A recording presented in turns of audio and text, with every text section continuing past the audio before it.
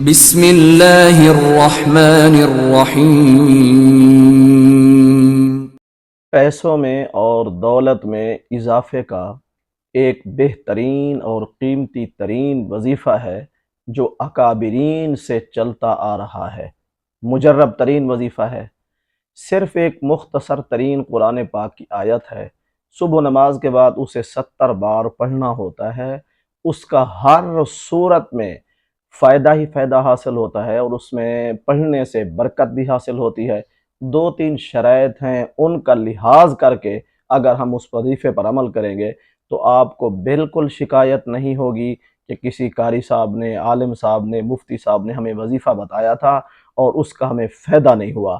آپ ان شرائط کا لحاظ کریں، پڑھیں، شروع کریں، انشاءاللہ تعالی فائدہ کچھ دنوں تک آپ کو اپنی آنکھوں کے سامنے ظاہر ہوتا ہوا نظر آ جائے گا۔ نحمدہ ونصلی علی رسولہ الکریم، اما بعد۔ اعوذ باللہ من الشیطان الرجیم، بسم اللہ الرحمن الرحیم۔ محترم سامعین، السلام علیکم ورحمۃ اللہ وبرکاتہ۔ سامعین، کچھ لوگ شکایت کرتے ہیں کہ ہماری آمدنی تو بہت ہے لیکن اس میں بچت نہیں ہوتی، جتنا ہمارے پاس پیسہ آتا ہے اتنا ہی خرچ ہو جاتا ہے۔ تو اس کے لیے ایک وظیفہ ہے، آپ اگر اس کا اہتمام کریں گے انشاءاللہ تعالی جتنی آپ کی آمدنی ہے اس میں بچت بھی ہوگی، برکت بھی ہوگی۔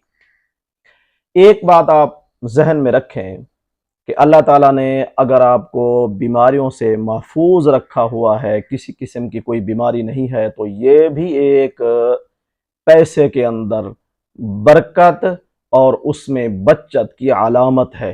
یہ بھی پیسے میں برکت اور بچت کی ایک صورت ہے کہ اللہ تعالیٰ نے بیماریوں سے بچایا ہوا ہے، ورنہ پیسہ تو بچ جاتا لیکن بیماریوں پہ لگ جاتا۔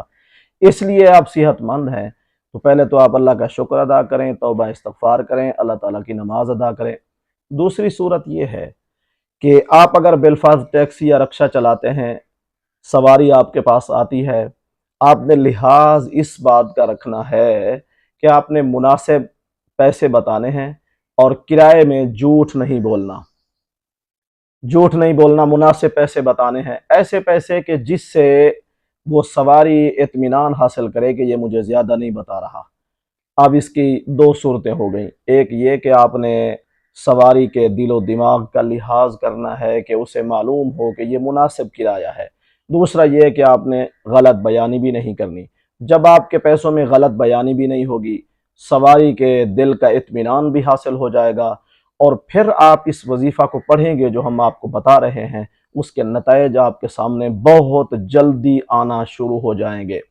قرآن پاک کی ایک آیت ہے، اللہ لطیف بعبادہ یرزق من یشاء وہو القوی العزیز، بس یہی تک، یہاں تک آپ نے صبح نماز کے بعد روزانہ 70 مرتبہ اس آیت کو تلاوت کرنا ہے اور پھر اپنے جسم پر پھونک دینا ہے۔